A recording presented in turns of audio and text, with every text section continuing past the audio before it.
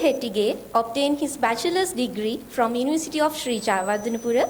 Besides, he obtained his Master of Philosophy from University of Moratuwa in year 2011. Moreover, he has obtained his Doctor of Philosophy from University of Moratuwa in year 2020. He has given his contribution to both academic and administrative activities. He served as a head, Department of Computer Engineering, Faculty of Computing, General Research on Kotelawala Defence University. Moreover, he is the coordinator and the founder of Intelligent Research Laboratory of the Faculty of Computing, General Research on Kotelawala Defence University. And also, he is a member of the Sri Lankan Association for Artificial Intelligence and the member of the Sri Lanka Association for the Advancement of Science. He has more than 20 years of academic and research experience. He has given tremendous contribution to the knowledge. He has published plethora of research articles in journals and conferences in the field of multi-agent systems, natural language processing, and high-performance computing. Further, he has authored 6 books on distance education. Further, he has obtained more than 8 Best Paper Awards in numerous conferences. It is indeed a privilege to have you as a chair with us today. I would like to hand over the technical session on state-of-the-art information system application to disseminate the knowledge among young researchers. Dear sir, over to you. Chair, for a nice presentation. Right. Now, I'm going to invite all the authors to come and take your seats.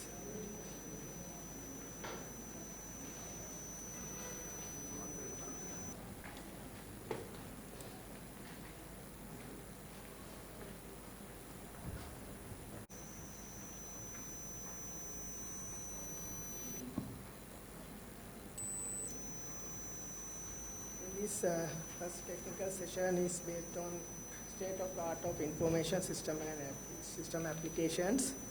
Actually, it's my duty to introduce how we proceed this session first.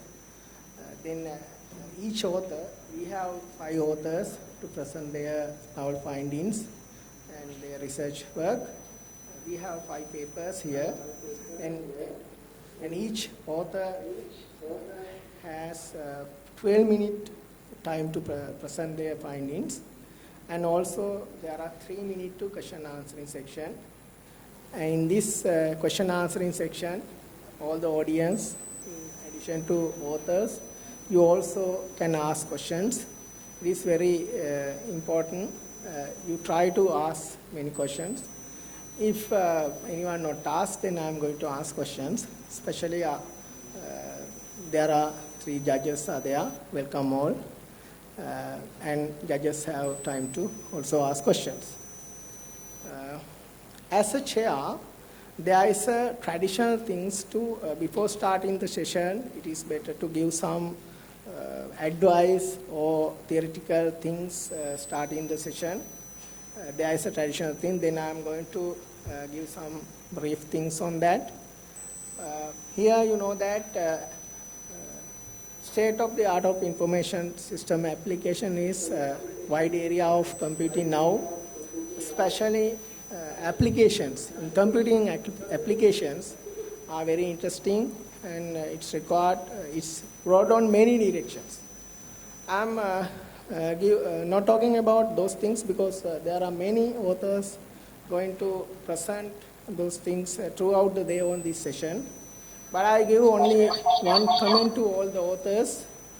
Actually, if you look at, actually in my, when I'm going to present my things, first paper in 2002, I think, I have asked you present something because there are many students here, right? Then after 20 years, I saw these papers, what I presented in 20 years back, I have found there are different ways to present, right, than those days that I going to present. And also I have found some mistakes.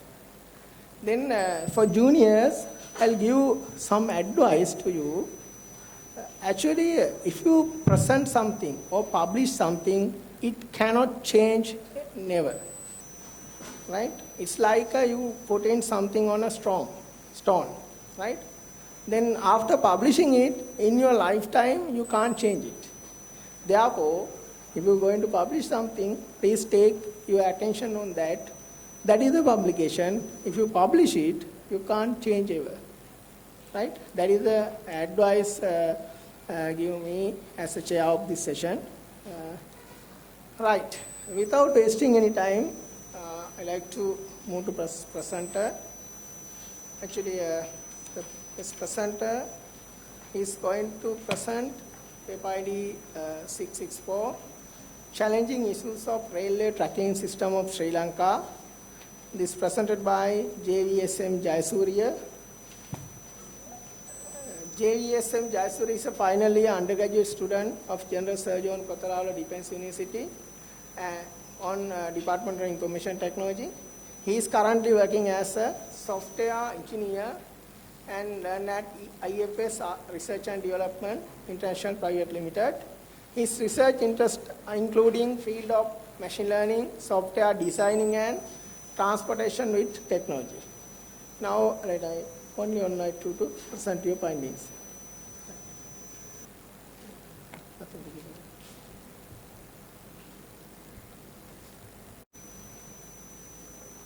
Good morning, everyone. I am JASV Jayasuriya, Faculty of Computing, final year undergraduate student.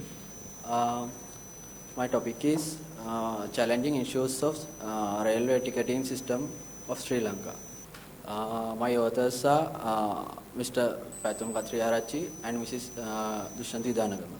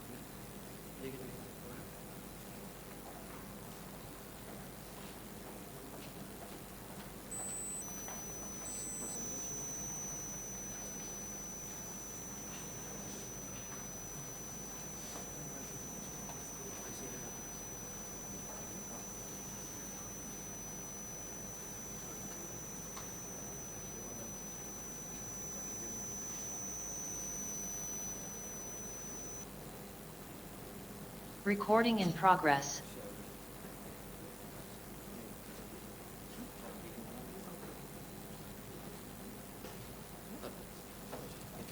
I move to the introduction part of my research. The railway is one of the most important modes of transportation and plays a vital role in the transport industry. Sri Lankan Railway operates approximately 396 trains, which include 67 long distance and 16 intercity trains, and carries about 3.72 million passengers daily.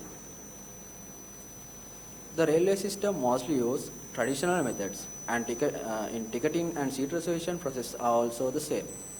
Seat reservation process happens in some digital way, but there are issues regarding with this process. Therefore, smart ticketing and seat reservation system will provide proper solution for reduce those issues. This system provides services to passengers for make reservations, make payments, e-tickets, watch timetables, aware unknown destination, watch special announcement and other things. As well as system provides service to admin and railway officers to manage reservation, analyze reservations for each trains, check passenger ticket validity, put update, delete and timetable special announcements.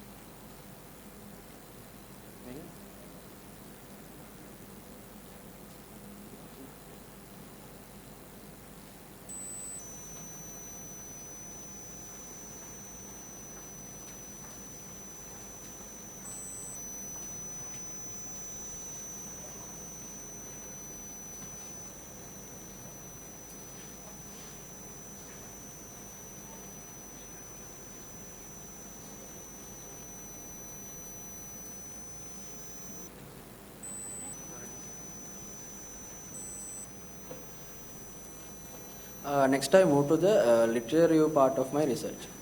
And I analyzed some previous papers for getting some points for my research.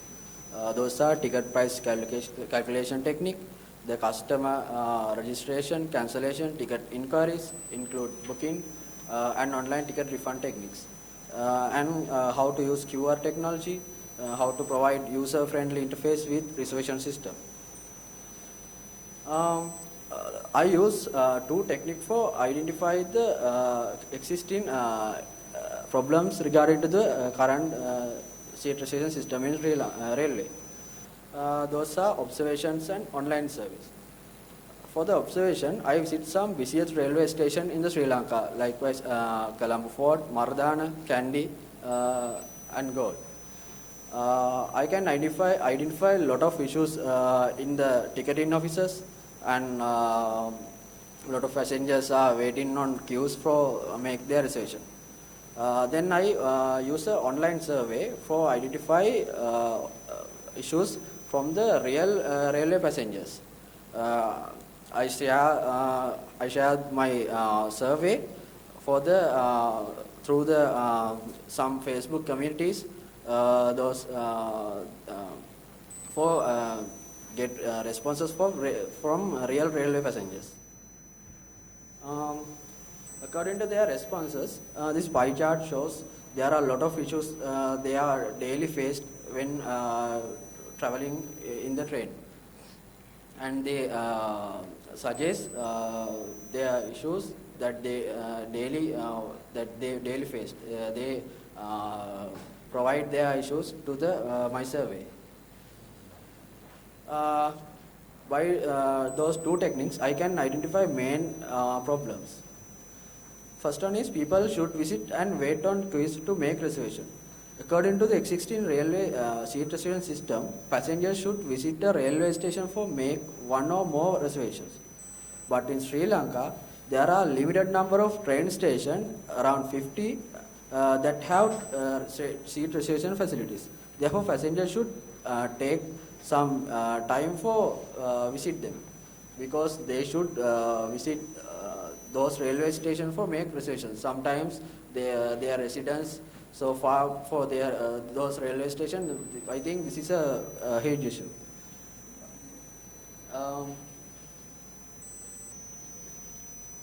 The next problem is no proper method to reserve seat. This is a huge issue regarding with seat reservation, because people should have facility to select any seat in the train compartment as they wish, because in now in Sri Lanka those facilities are also in the movie halls, but in Sri Lanka Railway there are no facilities for make reservation as they wish.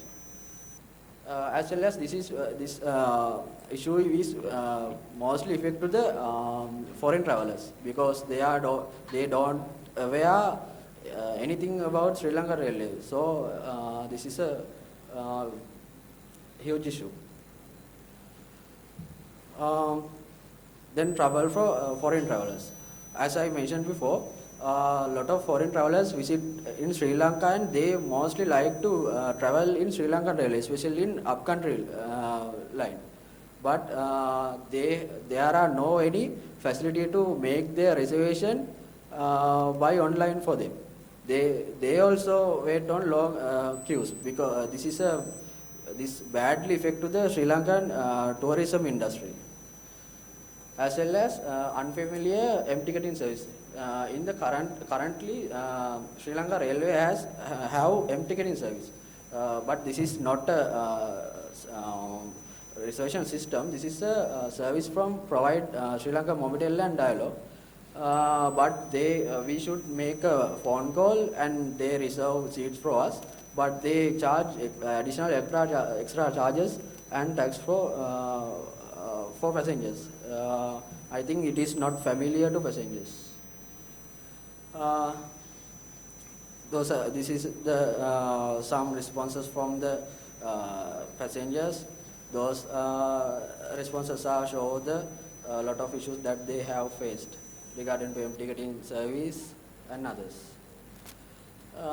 As the proposed solution, smart ticketing and seat reservation system provide an alternate and convenient method for train passengers to make seat reservation. By the proposed system, issues can be reduced. Smart ticketing and seat reservation system is a web application. Therefore, passenger no need to visit or wait on queues for make reservation. They can make reservation in their residence. Proposed system have more details for visible before make reservations, such as train number, number of seats that available, facilities that available, and others. Therefore, system provide proper method for make reservation. The system have a chatbot. If someone don't aware with Sri Lanka Railway and destination, he can put an chat and he can get an idea about the reservation or destination. Passenger can make their payment for reservation through the system because system have payment methods.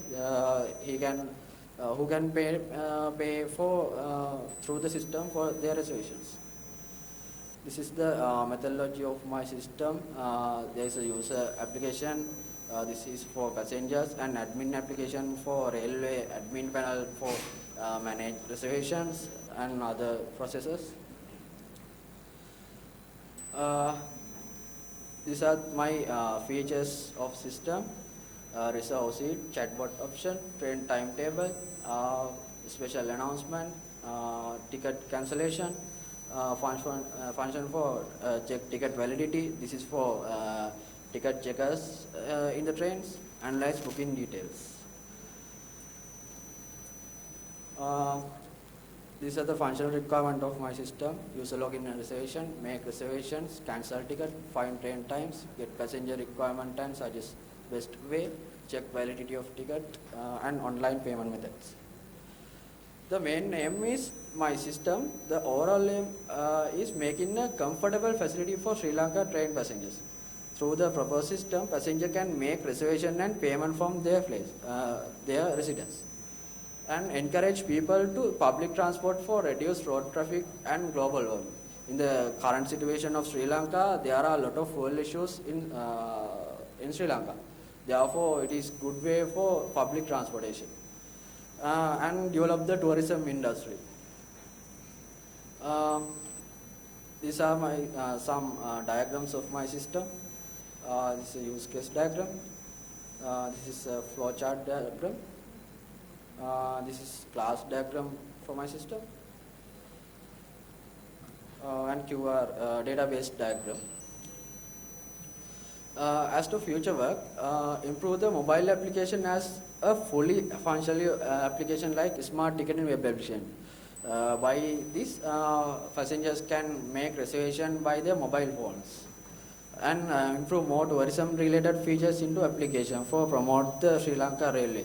I think to develop this system as if foreign passenger want to make train seat reservation as well as for their residents and their visit places. I think at the system, those features. This is my references, and thank you.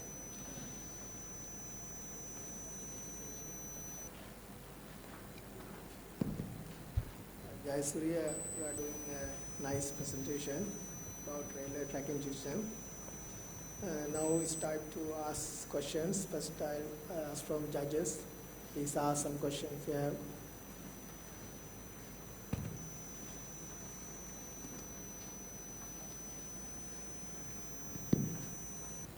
Okay, actually it's a timely need, and we thank you and the authors for presenting this kind of solution to a burning issue. And my question is, if any passenger want to link other methods of public transport with trains, is there a possibility, say maybe the buses or tuk-tuk with trains? Is there such a facility available? Yeah. In the Sri Lankan current situation, there are no any proper bus seat reservation system in the Canada, even manual. If in future there will be a buses reservations process, we can link those features. If someone want to Colombo to Kandy, then he want to travel by a bus Kandy to Nuwara, we can make one reservation and make link service from Colombo to Kandy railway station. Then bus start from the Kandy station. Thank you very much for your. Okay. You have three more. And another thing is like, in Sri Lanka, there's a main problem is the technology diffusion. Technology diffusion is there. Colombo people, we don't have a problem in this technology. But when it comes to rural and suburban, how we are going to plan the language and all those things like? Yeah. In currently, there are in the rural areas, they have no literacy for computing. I decided to make a counter in the railway stations. Currently, in every railway station have a mobile computer. Then a ticket admin can make reservation for passengers if they have no literacy for make reservations. Okay, then the main objective of yours, like they can do the reservation from home and those kind of things, it is kind of challenging. Yeah. Yeah, that's because the main problem is when in Sri Lanka, when we introduce QR for this fuel, Yeah. businessmen create another business on creating QR and getting businesses. So that's what. Okay, thank you very much. Thank you.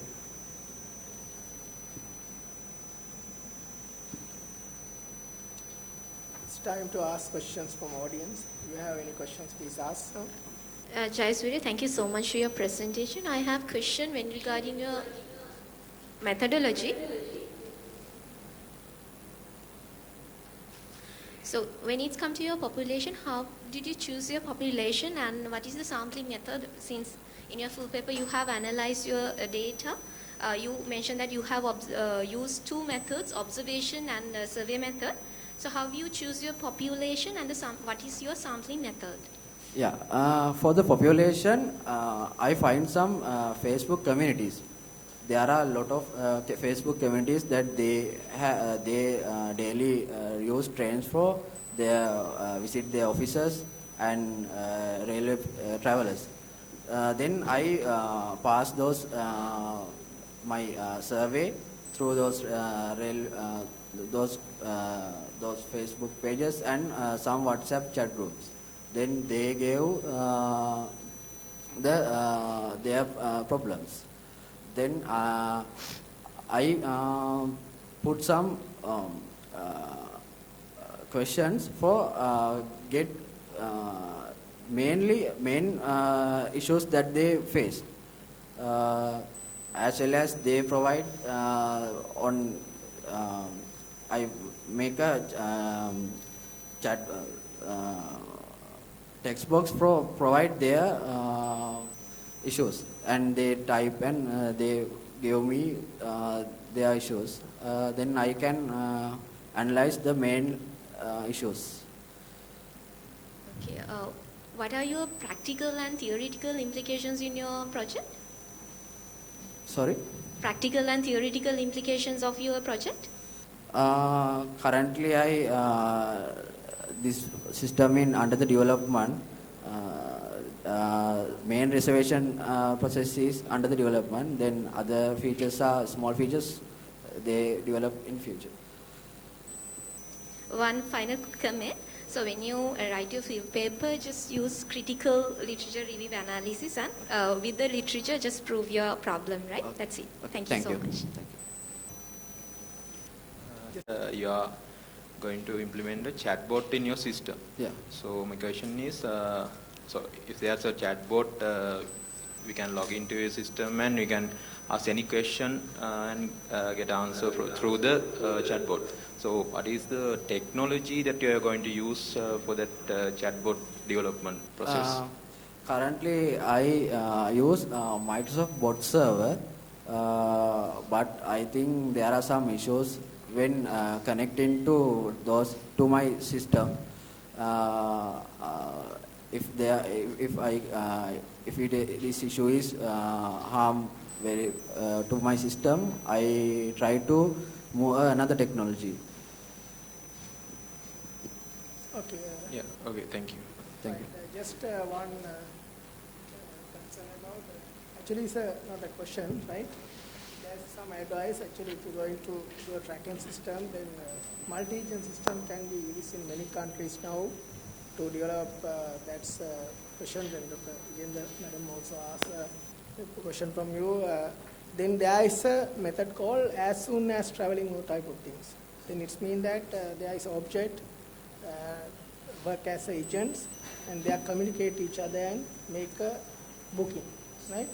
You go through that area, especially your supervisors are fluent on that. Try to, if you go to further, not here, further improvement, you can use multi-agent to take that kind of features. Then when you like to book travel, then you can use many traveling items at once and booking at once automatically, right? Good luck, Jayasuriya, you are doing a good project. Thank you for your further development. Okay, then we move to the second presenter. Actually, she is going to present comparison, analysis and semantic study on secure transmission of data in the cloud using steganographic techniques and cryptographic algorithms. Then Anudini is a finally undergraduate of KDU and is followed BSc Honours in Computer Science degree program. She is currently working as an intern of data science and data at Dialog AKSA, and her main research interesting including cybersecurity, artificial intelligence and cloud computing. Now I invite you to do your presentation.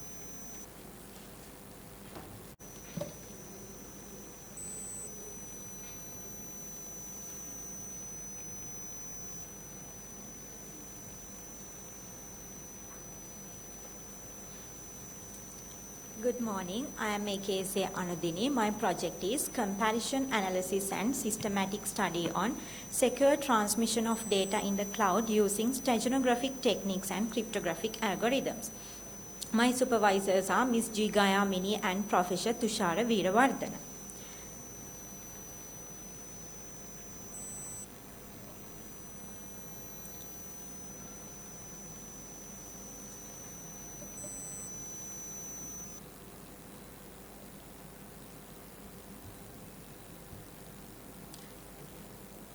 So this is the outline of my presentation and introduction.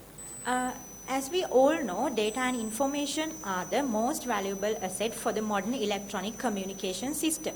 But their security has become a challenge in this competitive world. And so when we consider about cloud computing, it's emerged as the most promising technology for on-demand internet computing.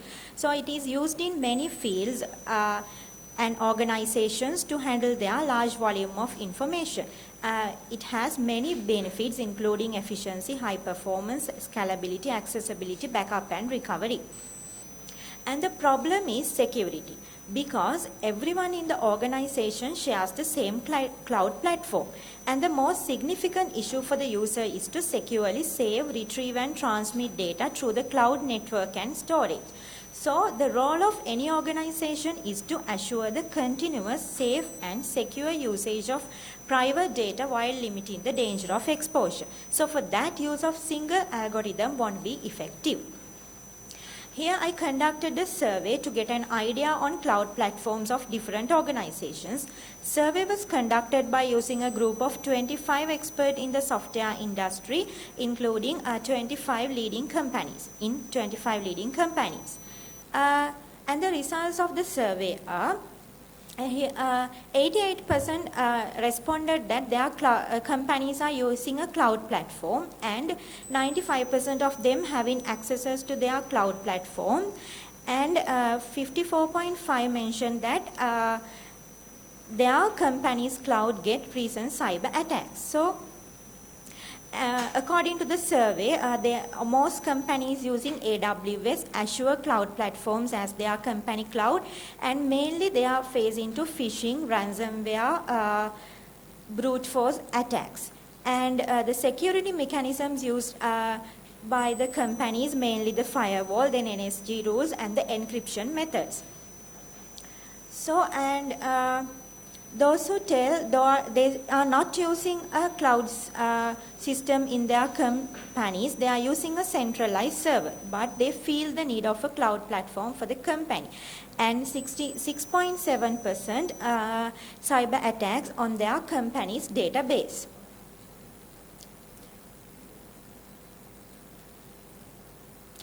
So the solution is, using the cryptographic and steganographic techniques, they are most popular for data security. In cryptography, it scrambles a message into unreadable format. That means no one can understand the original message. So in steganography, it hides the message, so it is not visible to an intruder. So when both cryptography and steganography is used, we can give a high level security. And the main aim is to secure data, information and other digital assets inside the organization cloud from attacks and control access to the cloud.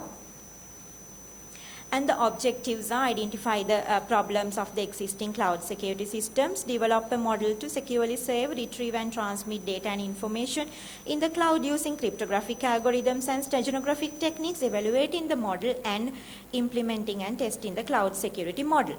Here literature review, I studied about 25 plus research papers and analyze about these algorithms. Here I compared AES, DES, 3DS, RC5, BLOFIS, symmetric cryptographic algorithms under the given parameters. So it is clear that BLOFIS algorithm and AES algorithm is fast and secure when compared with other algorithms. And I compared RSA, DSA, ECC, Diffie-Hellman, Elgamal, asymmetric cryptographic algorithms under the given parameters. So it is clear that RSA and ECC algorithms and fast and efficient when compared with other algorithms. I compared image steganographic techniques, LSB, DCT, DWT under the given parameters. So it is clear that each algorithm has its pros and cons when they are using individually. And I studied about existing cloud systems, AWS, Microsoft Azure, Google Cloud. They are using advanced encryption standard 256 algorithm for the encryption method to secure the data in their cloud. Along with that, AWS using simple storage service, S3 server-side encryption also. So from the next column, you all can see the latest attacks faced by the these cloud platforms.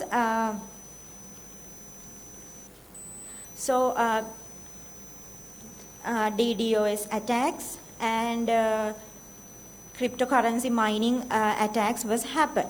And other cloud platforms are IBM Cloud, Alibaba Cloud and Oracle Cloud. IBM and Alibaba are using AES 256 algorithm.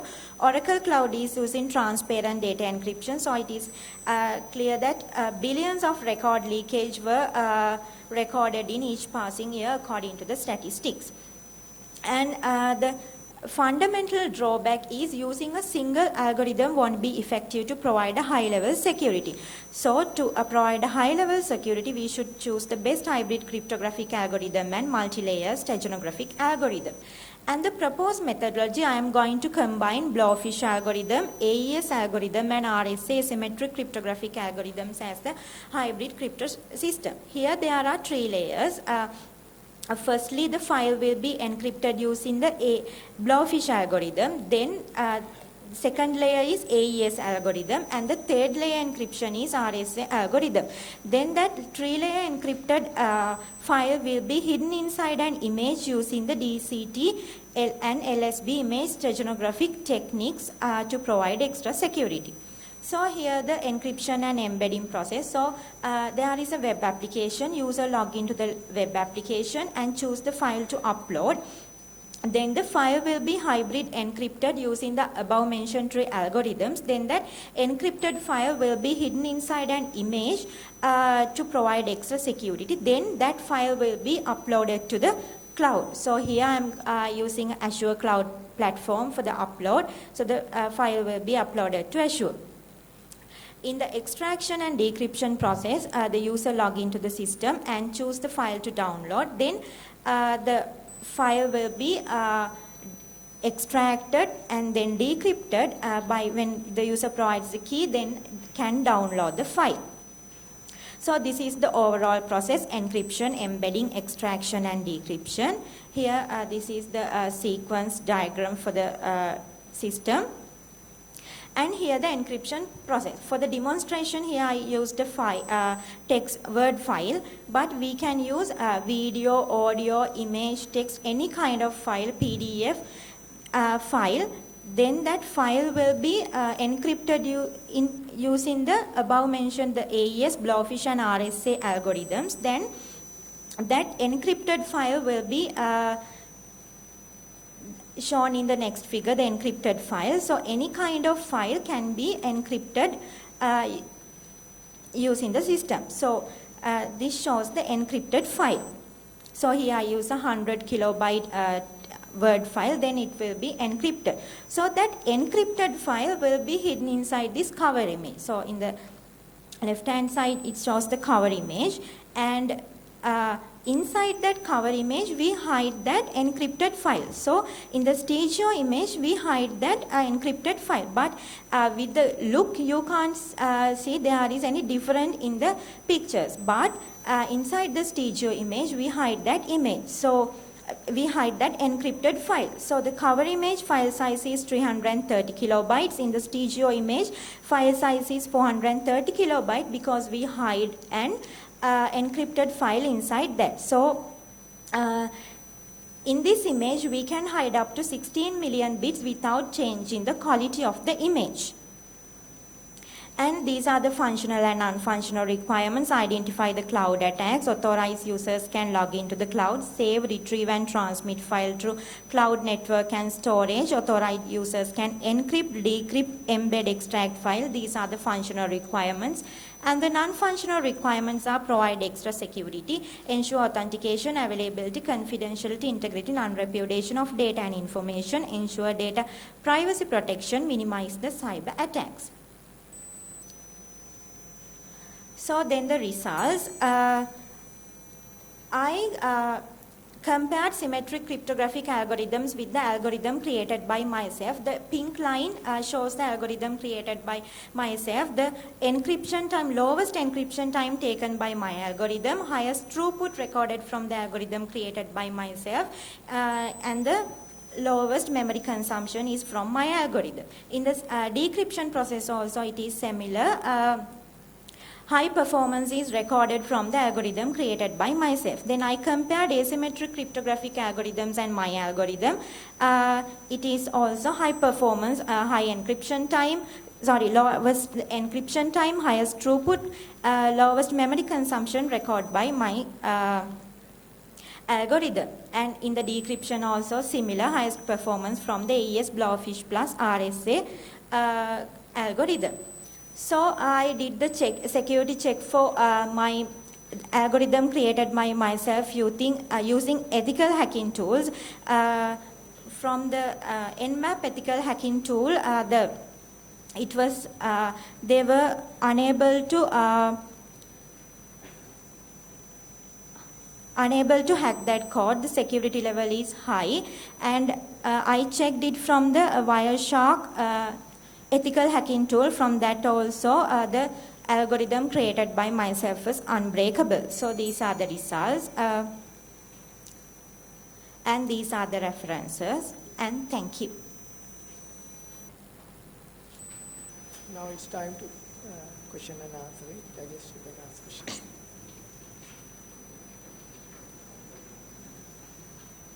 Thank you very much for the very useful the research that you are going on. And can you please explain the real applications of your research in Sri Lankan context? Yes, madam. This is done for the intelligence unit of Sri Lanka. I am going to implement this project for the intelligence unit. This is in the intelligence unit to secure their cloud data base. I am doing this project. So we went to the intelligence unit and had the meetings and discussed about the project, and I am going to implement this system for the intelligence unit. So that means currently there's a plan to incorporate this kind of the product with the intelligence unit of the defense. Yes, madam. The 4 projects were selected for the implementation there. Further, can you further explain with that application what kind of things can be avoided? Yes, in the military database, the files should be secured because there are many secret documents in the military database. So if they upload the file to their cloud database, so someone can hack and get the file, but this provider extra security to the file. That means firstly when they upload the file to the database from my system, automatically the file will be encrypted, and then it will be hidden inside an image file. So no one can guess there is a there are top secret documents in the military. So anyone can't guess there is a document hidden in there. So it provides extra security for the documents. Yes, very good answer. And your product is very useful, but what are the limitations that you have identified in this proposed solution? Yes. Limitations is one thing is for this I am using now Microsoft Azure Cloud Platform. So I am a Microsoft Learn Student Ambassador. So I got a package there to the free package. So I am using that. Some functions of the Azure Cloud Platform is the key management server. Some functions are not, we can't access them. So that is a limitation. Thank you very much. Thank you. It's really good. Is it a literature review? Your study? Yeah, madam. I did the literature review to identify the algorithms, how the performance of the algorithm. So from that, I understood that AES, Blowfish, RSA has the best performance. Then after the literature review, then I create the algorithm. Then from the hacking tools also, I confirmed that my algorithm is unbreakable. So yeah, that's it. So thank you so much, Anudini. One more comment, right? It's a comment. Since yours full paper, it reflects only the literature review, but in your presentation, it shows all the analysis and everything, right? So there should be a proper link in between your full paper and your presentation. If you do that thing in your future so you can become a really good researcher. All the best. Thank you very much, madam.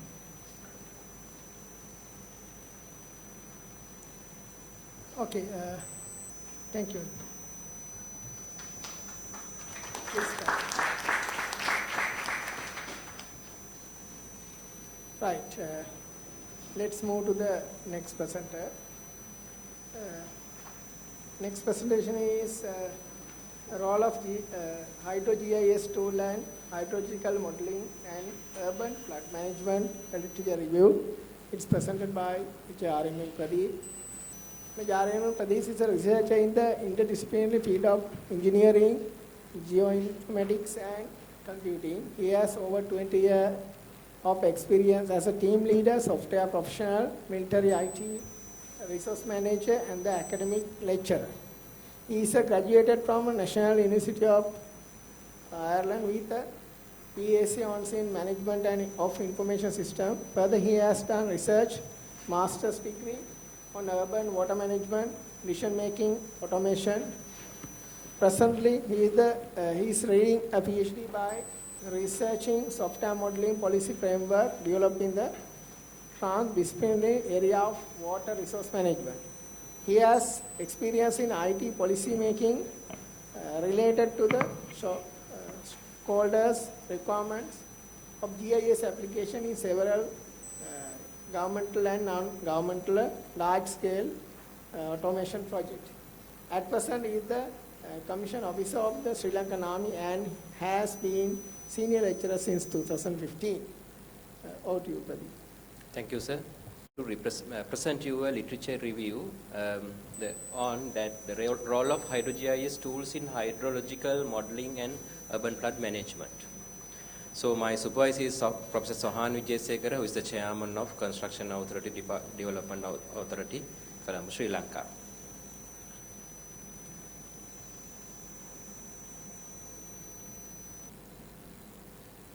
Right, this is the sequence of my presentation: introduction, the methodology, result and discussion, and the conclusion. So when we move to the introduction, so there's a strong relation between the land and the water and the flood and other disasters related to the water. So basically all the population are gathering to the urban area, and you can see the statistics, and near future we are going to context urbans within another 10-15 years. So the first, the damage is done by the urbanization is to the water cycle, and as a result we could get the huge floods and so and so. So when we talk about water, so water we can manage it. So to manage the water we have to model it. So when we are modeling, we have a number of problems. That means we have to think about the spatial information, and we have to manage all this information. So the model is getting more and more accurate if you have more and more resolution, high resolution data. But the problem is it takes considerable processing power as well as need to handle large image set of data. Therefore, fortunately, the Geographic Information System, or the GIS, is introduced, and now it can lend into some lot of difficulties. So it's a kind of an understanding. And when we talk about the Hydro-GIS, the common term introduced in 1993, it's common ground between the hydrology and GIS component. When we talk about the Hydro-GIS modeling, so it's talking about hydro and GIS modeling integration for the water simulation.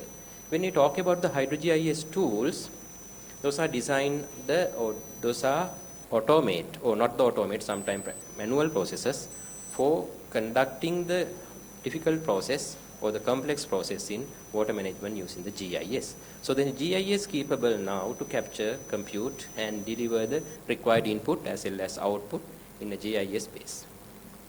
So then our problem is we require to automate this complex process. The Hydro-GIS has critical and complex workflows, including scientific models, management models, as well as computing models, all these three things. So fundamentally, when we are handling that kind of large automations, we require frameworks. But unfortunately, there are no framework. Then we have to develop a framework to manage this complex situation, but for the framework development, we require to identify the components. So in this today's research, what we required, we need to understand the state of arts. So in there, my question is, what is the role of GIS tools in flood management and hydromodeling? So then my aim is review the role of GIS tools in flood management as well as hydrological modeling. There, I use the semi-systematic literature review method, which is differ from the systematic literature review method, and there I have to develop questions in semi-literature review method. So these are the 3 questions I have developed: relation between flood and land management, and relation between hydrological modeling and GIS, and the importance of the GIS tool in flood management. These are the 3 questions for the literature review. So then I could be able to search the articles based on that questions, and basically I identified 5 main theme areas in that set of literatures which I got through: the flood, land, hydromodeling, GIS tool, implementation of hydro-GIS tools. So reviewing these articles, I could be able to make the conclusion and the reviews. So now I move to the results and the discussion. Basically, this article collection altogether about 185. So initially 162 articles which I have done using the systematic component, GIS, hydrological modeling, flood and review. I could be able to find out 162 articles based on the semi-systematic literature review method. Another 23 I had to collect it, and altogether I have 76 articles with the satisfied thematic component. Apart from that, I did 10 hydrological model process literature articles, in-depth study for the GIS implementation in that particular processes. So these are the direct outputs. This is the one of the output for the question number 1, urban flood management and land management. So the important land activities to the urban flood like this. So through the literatures, I found that land activities are basically on the modification. That activities are going into 2 different areas, spatial and spatio-temporal. So basically spatial changes are you can see directly, and we change the entire land surface and the ground underneath. But in a spatio-temporal, time to time we are changing our land boundaries and other things. So the effect is, one is increasing the runoff, that means the reason for the flood. Other one is diverting the runoff, that means we are directing the water to a different path, then that particular natural path we are moving. So both the efforts, both these 2 things generate the flood. And other one is when I am analyzing the 10 hydro models, I use these 5 categories. You can see that very high means that the core processes are totally carried out by, and the high means core steps of the process are assisted, and like so on, as shown on the screen. So with that analysis, I look at each and every process in 2 different ways. The article, the processing and the visualization of the hydromodeling. So you can see that different support given by the GIS processes. Averagely, it got both the high. High means core steps are processes, core steps of the process are assisted, not carried out. So we expect that at the very beginning GIS will carry out all the things, but we found that it's not like that, only the assisting, but the core steps. So other thing is the problems with the hydro models. I'm not going to describe the hydro model characteristic, but basically distributed models are the models which consider entire world's land space. So it required large number of data, so GIS can handle this. Lump models mean we accumulate the data into and summarize and average the data. So that data can be done by very easily GIS capabilities. Both the models, process sequences can be automated using the GIS. Apart from that, the third question answer, the dependencies of the flood management and the hydro-GIS tool, you can see the green circle is talking about the administrative people of the local flood management, and the hydro-GIS tool is other side. So with that relation in between the administrators and the hydro-GIS tool, and what I found that, so there are a number of administrators in the flood management scenario, from the national level, transboundary level, the transboundary level, national level, and regional level and the local level. So the local level people are the people who are taking day-to-day decision on the land management decision. So then they can use these tools because of that quick supporting of hydro models, GIS model, all together in a single set. So that's the state-of-art review of the use of GIS in hydro modeling. So these are my conclusion. Urban flood management and land management. So land management are the primary activity to control the manage flood. If you want to manage the flood, you have to control the land modification. Hence, land decisions are the key to flood management decision. Therefore, do the flood management, you have to do the land management decisions correctly. The other one is role of GIS in hydro modeling. We found that GIS is not totally supporting, but it can assist the hydro modelers to automate their existing processes. And the final one, role of GIS tool in urban flood management. So we know that HydroGIS tool has established as the automated hydro model in the GIS, as well as HydroGIS tool become vital day-to-day utilizing management tool to the local administration. So those are the ideas I took from the state-of-art review. So that's it, and these are my references.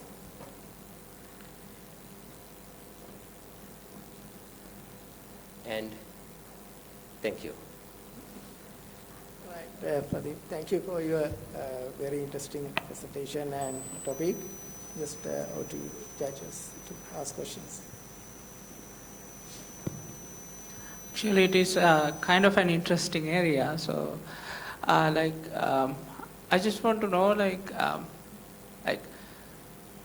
in Sri Lanka, what is the situation in this kind of this? Yeah. So actually, sir, you mean that the GIS implementation? Yeah. So in the hydro. Yeah. Actually, what is happening now when we talk about these methods, at the present there are no any HydroGIS tool existing in the local flood management or the local land management even. Yeah. So basically, there are no individual system in the world has developed to manage the land thinking of the flood management. So that is one underlying truth. But in Sri Lankan condition, so we are using the GIS in flood modeling. It is that flood modeling happens in the regional wise, like Mahaveli Authority, the what do you call that, urban counts, what do you call that, the head of the urban councils, that organizations. Yeah. So when they are making the flood decision, they are using the GIS, but not in day-to-day process. So the requirement at the day-to-day process, because we are using GIS fully in national level or the transboundary level or the regional level. Like when you manage the entire Mahaveli River and the Kalani River in such a way, they definitely do the GIS analysis. But if you want to go to manage the local land in a particular urban council, you simply approve within looking at some kind of guidelines, but no for the water. So it is happening in Sri Lanka and happening in most of the countries in the world. Most of the countries, and also when it comes to these HydroGIS tools, there is a possibility on integrating those things with AI as well. Yes, sir, definitely. Yes, Thank you, sir. That means based on this is just a literature review, so because of that I Yes. have a limitation of asking that question. Yes, definitely. So, at the present, when we talk about the integration of GIS modeling and the hydro modeling, very much it's in the scientific area. There are a number of articles talking about the NLPs and the AIs and some IoT equipments and other things. But when we're looking at the entire picture from the top, that means the entire flood management, the land management and the people management and the flood management. There are three things, as well as the administration and the political requirements and other things for the local area.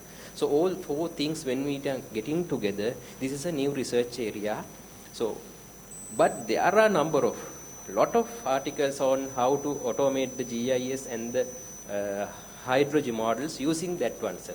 Therefore, I didn't took that component into this one because it is going out of my scope, sir. Area. Right. Thank you very much. Yes, it's time to ask question from audience or any other authors. Please ask a question.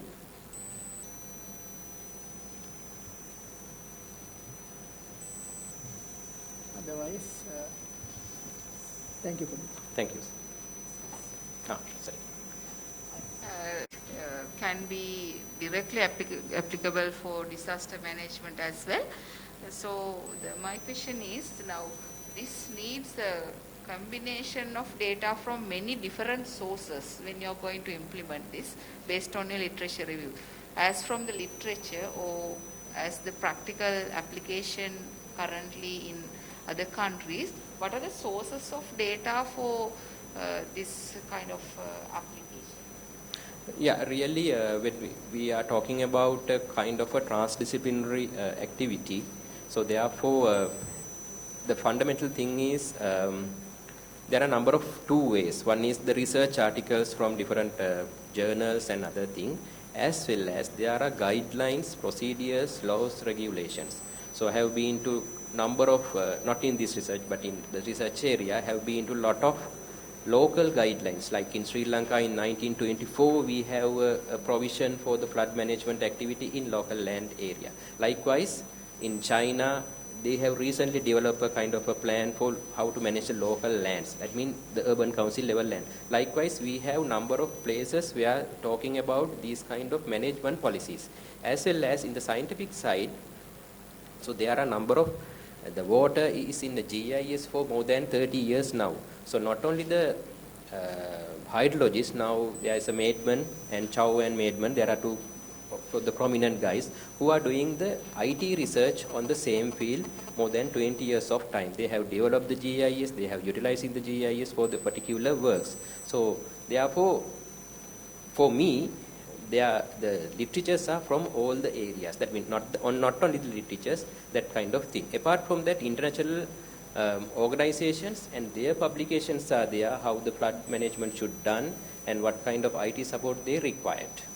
So those are the areas, madam. Yeah, thank you very much for your answer. I like to extend that. Actually, I think there are a very good literature review even in this area. Yes, so then I suggest to include even the sources of data for this kind of the application which need the land data and the regulations and the standards and the current the situations of tsunamis or floods or whatever. So where to get data? So yes. I think you will open eyes of other Yes. researchers to extend this to the disaster management in the global level. So the hope that you will come up with another the similar kind of the project and the paper. Thank you. With your future work. Thank you. Thank you, Pradeep.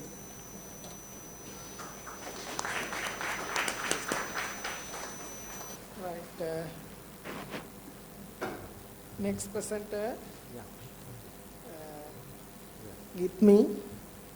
He's presented factors affecting to the user acceptance of mobile banking application of Sri Lanka.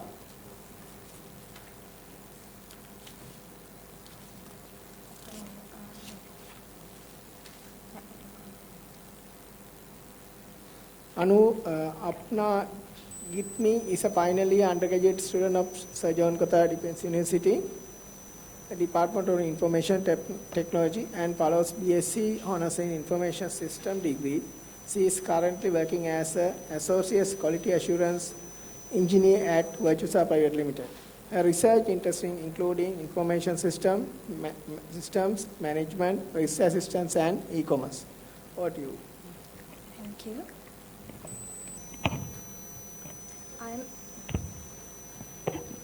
I am MA Geethmi. My research topic is factors affecting user acceptance of mobile banking applications in Sri Lanka. My supervisor is Ms. Rathnayaka.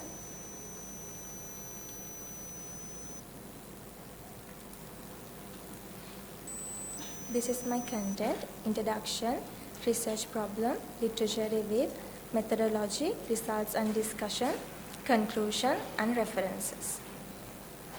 As for the introduction, the banking industry is one of the most needed industry in the world. There are many services offered through banks such as trade services, utility bill payment, safety deposits, loans, and advanced international banking service and convenient banking services and more. In banking industry, information system and information technology play a key role because banks need a lot of information and technology to manage the banking process accurately and effectively.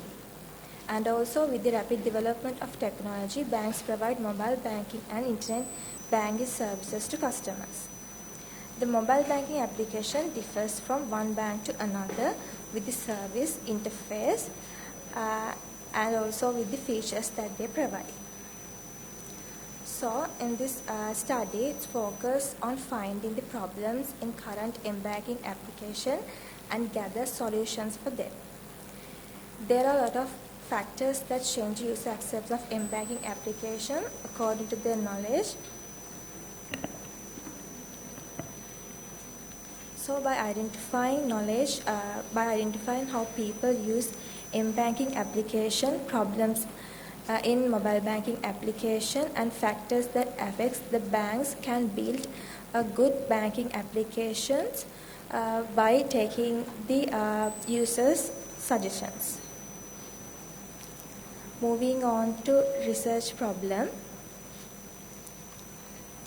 Finding the problems in existing M-banking applications, gather factors affecting user acceptance of M-banking application and gather suggestions from the users to create M-banking applications. Let's moving on to the literature review. I have taken about 10 research papers, and usefulness, security, compatibility, easy to use, internet connection quality and cost are the factors that affect mostly in North Gujarat in India and Malaysia. Methodology. So to collect data, I conduct a survey, and that survey includes 15 questions. Sample size is 75. The survey was distributed through WhatsApp, and the results were analyzed to take the outcome. When moving on to results and discussion, as I mentioned earlier, the purpose of this research is to find the problems of existing M-banking application and gather factors affecting user acceptance of M-banking application and suggestions from the users when creating M-banking application. So according to the results, majority says that they have faced different problems when using M-banking application. As mobile banking applications are very important day-to-day life, so it's not good to have problems in mobile banking applications. And also, according to the responders' results, banks help to recover that problems that users face when using a mobile banking application. And knowledge about mobile banking application among the users are low, and majority of users use mobile banking applications once a week. As main point of this research is to find the problems of existing M-banking application and gather suggestions. Let's discuss the problems that responses have mentioned when using M-banking application. So the responses have mentioned that any security process, the application is not functioning well, slow, language problem, connection problems, hard to use, and complex step to follow once the password is forgotten and application gets stuck, cannot take screenshot of the payments, and sometimes they cannot understand the interface clearly. And the suggestions that the users give to build when creating M-banking applications are voice explanation, language options, personalization, simple process, using simple language with simple words, notification facility, and enabling good security with simple interface. When moving on to the conclusion, When using M-banking application, the majority of users face problems as end-to-end security process, language problems, and complex steps to follow once the password is forgotten. So when creating M-banking application, it's important to consider the simplicity, accessibility, and performance of the application. And moreover, it will be more efficient if the mobile bank application includes different languages such as Sinhala and Tamil, because in Sri Lanka, majority use Sinhala language, and personalization, enabling all the services that provide physically user-friendliness and good security with simple steps. So, as I mentioned earlier, responses use M-bank application weekly, but majority of them have no knowledge about it. So when creating M-banking application, the bank should more concern about the putting voice explanation feature. Transfer and payment services are the most used services. So when creating M-banking application, bank should more consider about that transfer and payment services. According to the result, factors that affect user acceptance of M-banking application are security, ease of use, language differentiation, and simple interface. So by considering these things, the banks can create mobile banking application with accurately and efficiently. References. Thank you. Okay. Yes. Thank you very much for the introducing the important topic that we all face while we are using banking applications. So then you have identified the burning issues. So out of these, what's the main problem in acceptance? So you have just mentioned, based on your statistical analysis, so based on the responses. So what is the main issue and what is the relationship of that issue with the others? Say as an example, you say ease of use. So with the ease of use and with other issues, so how do you say strongly suggest to the future developers that you have to address this problem in your future banking applications? So as a researcher, so what's the compelling need out of this? So I think there are mainly two things that need to consider when creating mobile bank application in Sri Lanka. The language problem, because most of the banking application in Sri Lanka is using English language. So by putting Sinhala and Tamil language to it, every generation can use it good way. Yeah, is that based on your statistical analysis? So yes. How do you say that? I just calculate the percentage of the answers. Okay. So then actually this research will be more valuable if you have given the statistical analysis very well, because this is just like identifying the factors. So then, we rely on you as a researcher. So then if you give the percentages and the correlations and more statistical results to justify your answers, will be more useful. Thank you, madam. Yeah, Apna, thank you so much. To add for the Dr. Wijesekera madam's comment. So if you have conceptual framework or theoretical framework in your research, so then we can easily identify what are the most crucial factors that you have identified when it's come to mobile banking application, right? So it's better to have theoretical framework in your research when you do presentations. And then another one comment, so you can narrow down your research scope by identifying several factors, because we can't address each and every factor, so it's better to narrow down your area, right? Thank you so much. Thank you, madam. And small thing,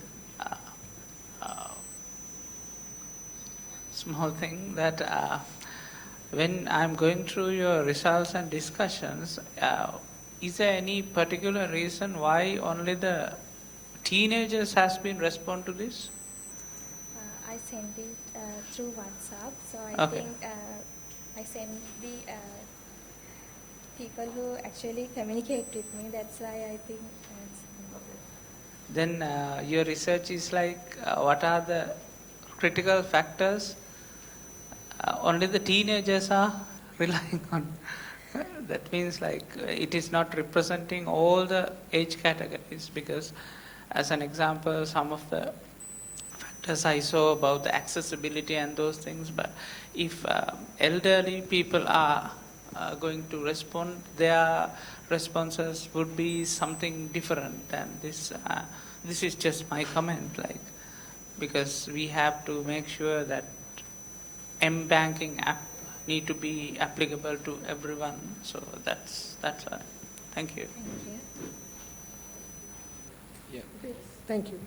To present the potential of one-shot learning for drug recovery review. Anuradha Kathriarachchi is an instructor at the Department of Information Technology, Faculty of Computing, General Surgeon Qatar Defense University. She obtained her BSc Honours in Information Technology from the same university. And also she is the former Associate of Operation Analyst, and her current research interests are including machine learning, data mining, and information system management. Over to you, Anuradha. I'm Anuradha. My review topic is the potential of one-shot learning for drug discovery. The co-authors for the paper are Mr. DPM Lakshan and Mr. Wanniarachchi. This is the outline for the presentation.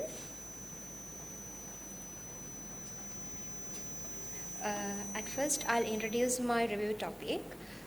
In the last decades, we have experienced a revolution in data science because of the large amount of data which has to be analyzed, and also the availability of high processing processors like graphic processing units in computing.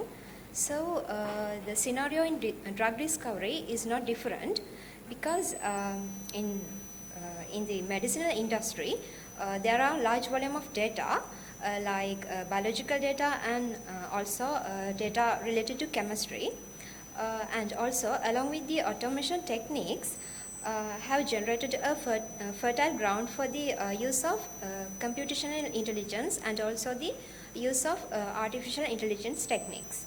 So in this paper we are referring to a new approach which discusses and demonstrates how one-shot learning can significantly reduce the data needed to make the meaningful predictions in drug discovery applications. So the problem we identified here is in the traditional way of drug development, scientists test millions of molecules, but only a few make it preclinical and clinical testing. So the solution we identified here is the one-shot learning approach. We can use this approach to reduce the amount of data required to make meaningful predictions in drug discovery applications. Here the aim is of this review paper is to expect that this review paper will serve as an impetus for the future experiments that seek to validate the use of one-shot learning in the chemical sciences. And also the objectives of this study are to explore the most prominent ways to identify and forecast drug discovery, potential applications, as well as remaining challenges related to drug discovery applications.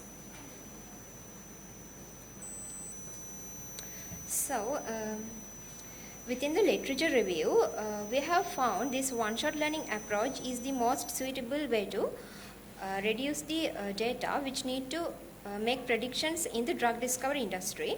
So, one-shot learning approach is an object categorization problem found mostly in computer vision.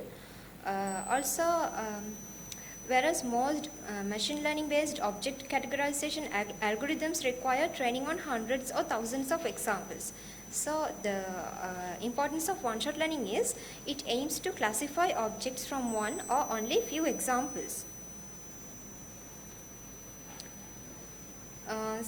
This is a graphical representation of how one-shot learning approach works.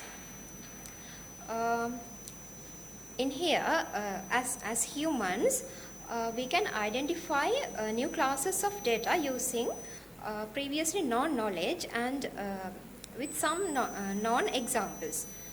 Like this is called meta-learning, and if we take this example, in here you can see some bird species, and if you take an example like this, imagine that you will be going to a zoo that you have never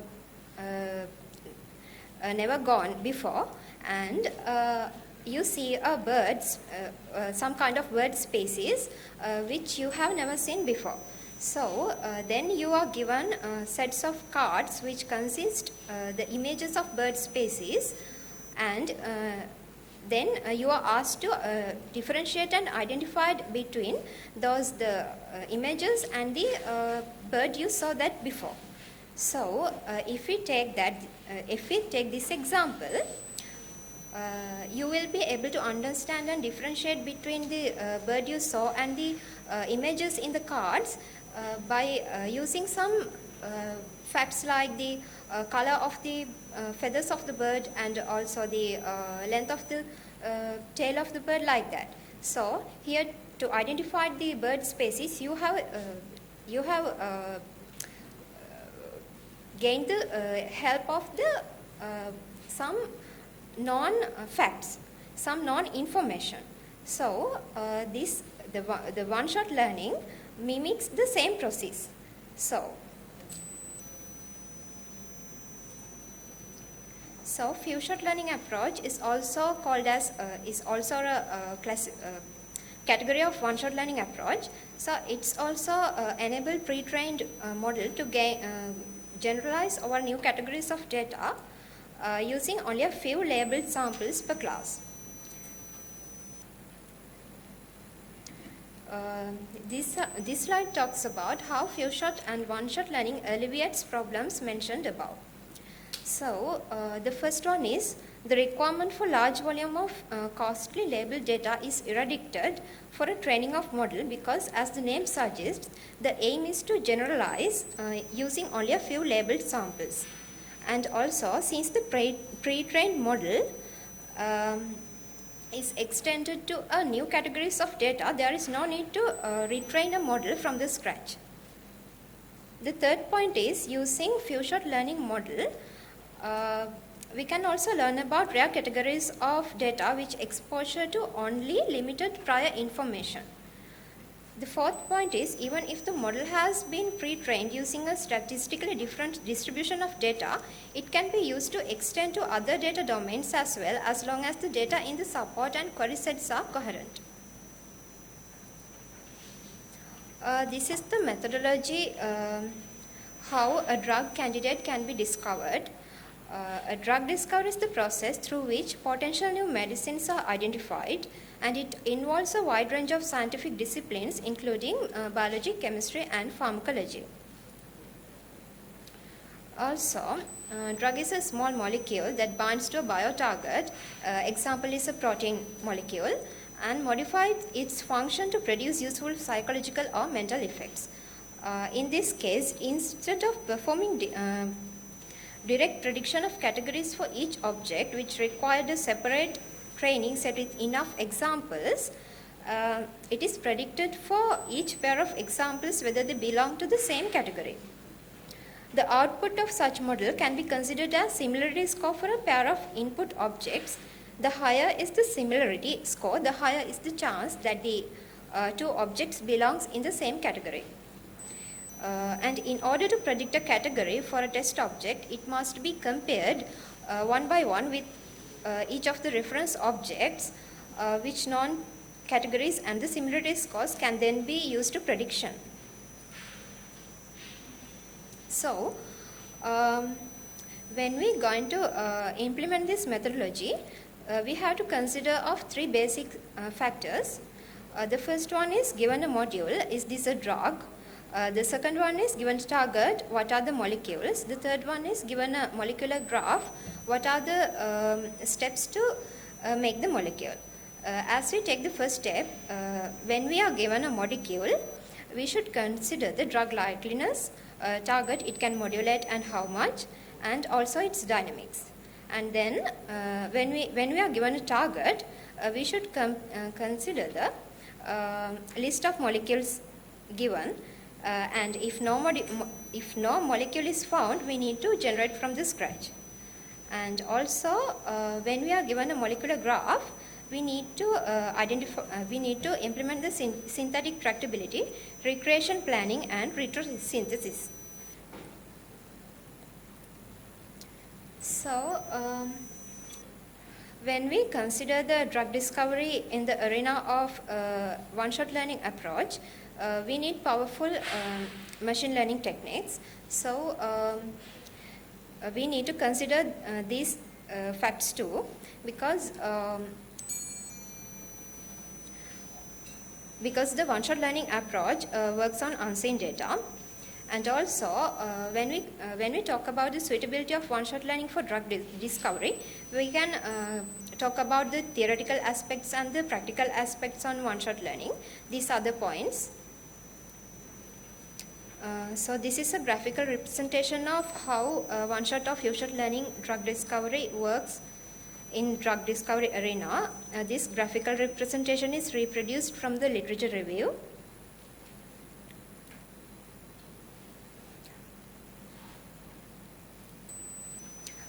In the arena of drug discovery, we have to consider drug repurposing also, because drug discovery is costly and it takes long time without guarantee of success.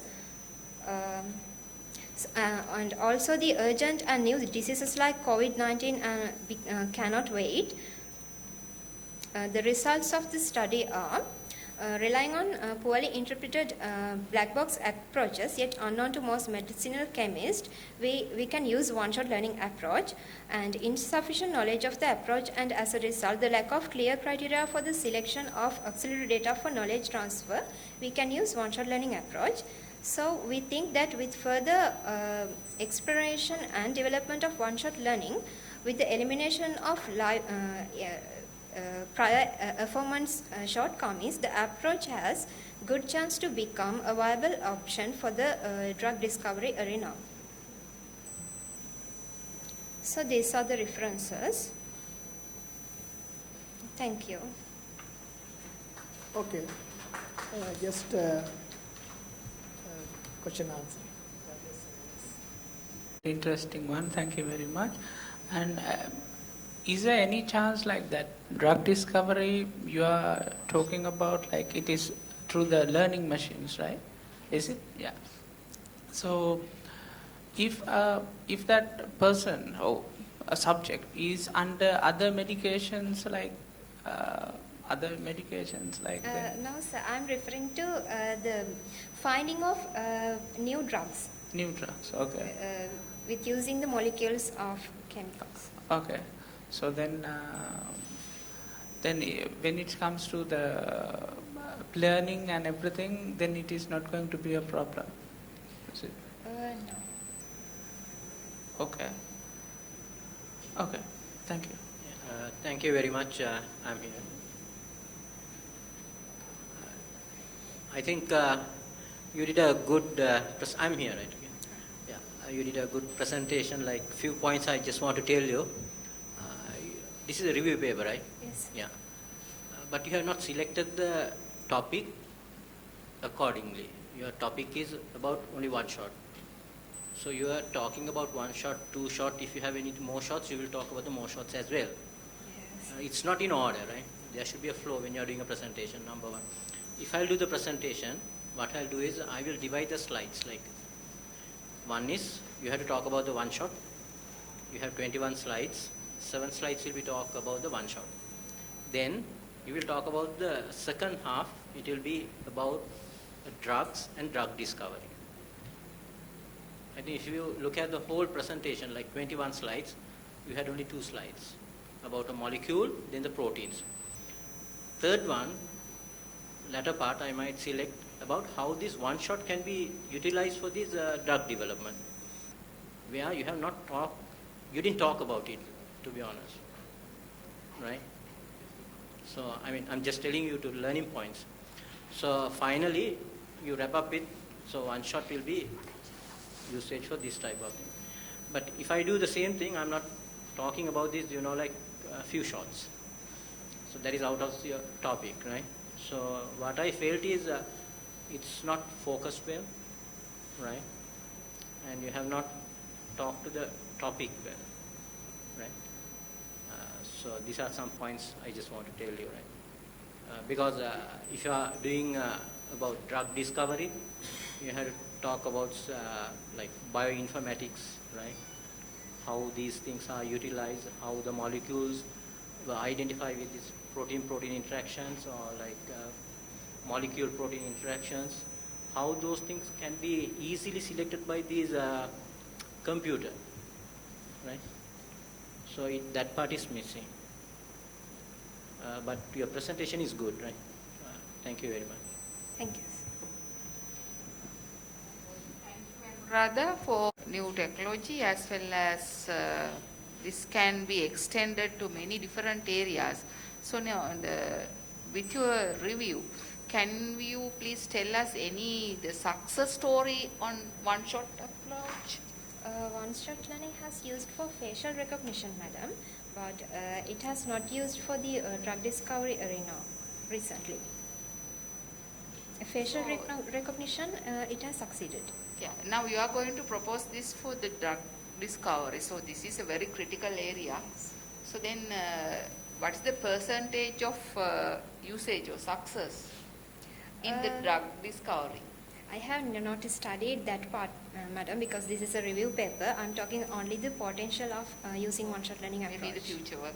Yes. So I'm suggesting you to extend this to the future work to show the actual implications of this in the medical arena and will be more useful in the future.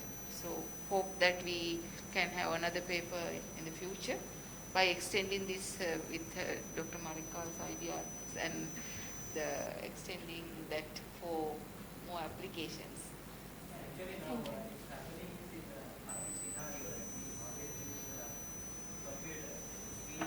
Drug discovery, right?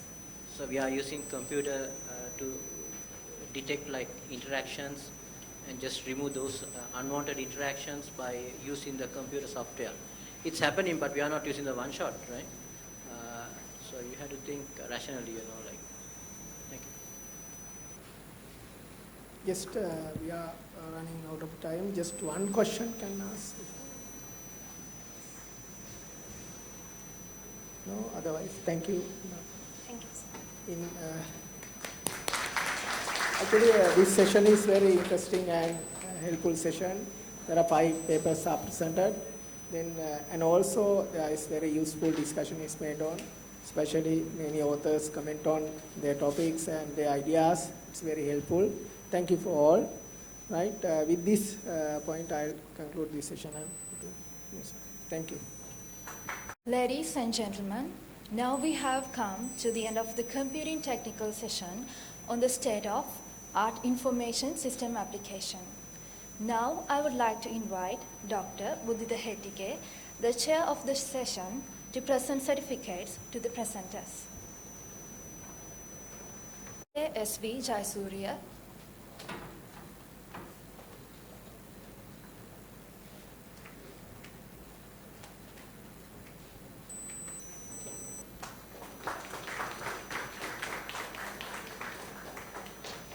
AKSA Anudini.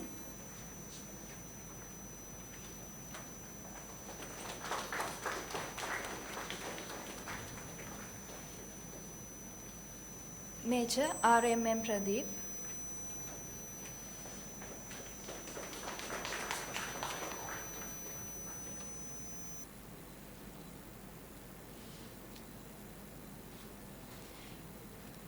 MAA Geethmi.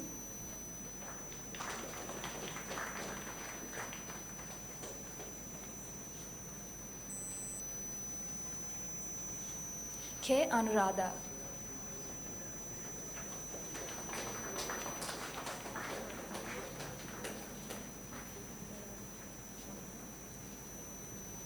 Thank you, sir.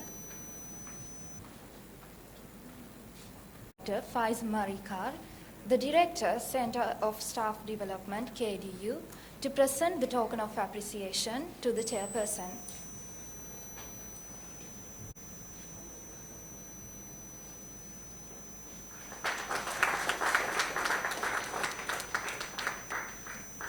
Thank you, sir.